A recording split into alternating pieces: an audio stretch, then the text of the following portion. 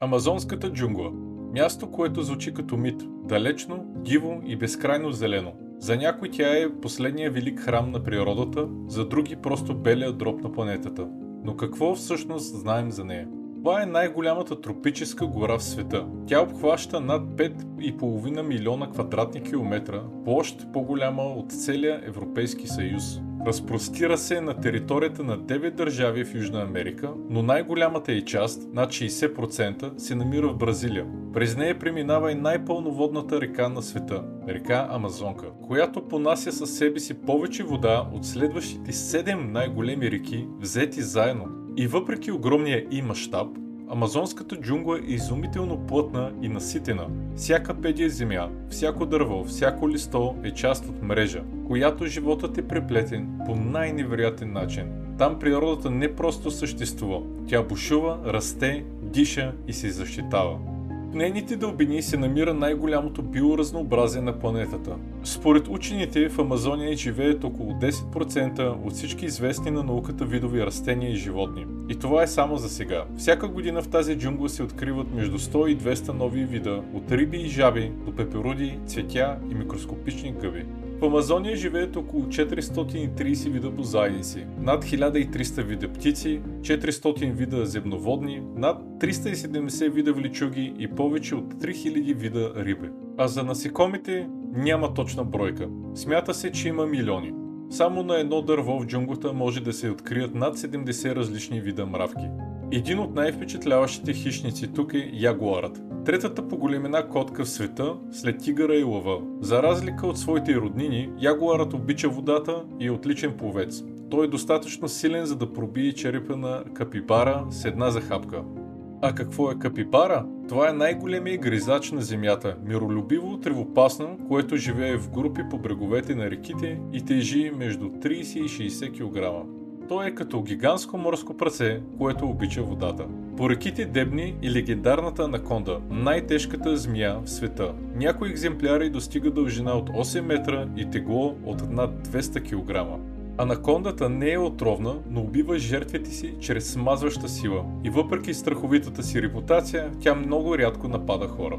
В самите води живеят и пирани, рибите, за които се носят толкова много митове.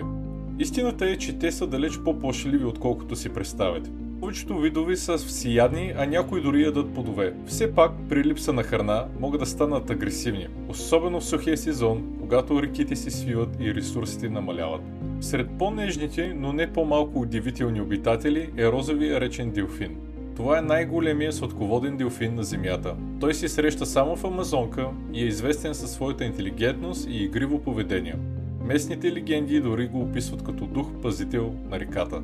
А в небето свят от цветове. На джунглата прилитат ярки папагали, токани с огромни човки и хищни орли, които ловуват маймуни.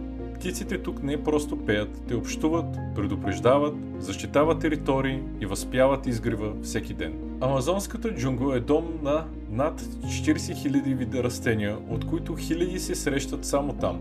Голяма част от тях все още не са изследвани. Не знаем какви свойства имат, какви лекарства може да се извлекат от тях или какви взаимовръзки изграждат с останалите видове. Знаете ли, че 25% от съвременните лекарства произлизат от растения, открити в тропическите гори? А в Амазония растат над 120 вида лечебни растения, които местните племена използват от поколения. Сред тях има такива, които лекуват възпаления, понижават кръвното налягане, спомагат срещу инфекции, а някои дори показват потенциал за борба с рака.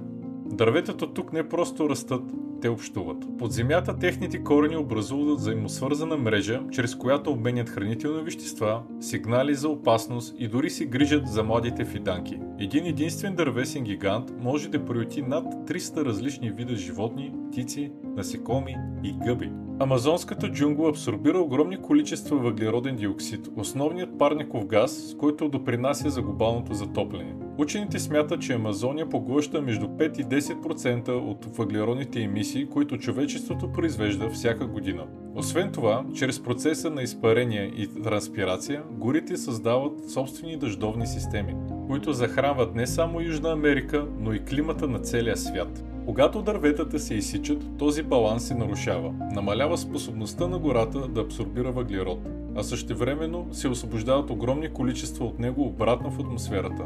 И така, вместо да охлажда планетата, джунглата започва да я затопля.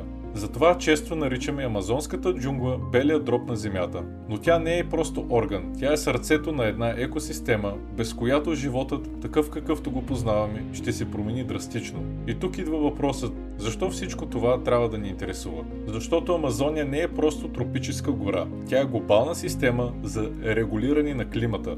Тя влияе върху валежите, температурата и плодородието на почвите, дори и в райони, които се намират на хиляди километри от нея. Загубата й би означавало засушаване, наводнения, промени в селското стопанство и климатични бежанци. Това не е сценарий от бъдещето, това вече започва да се случва. Но има надежда.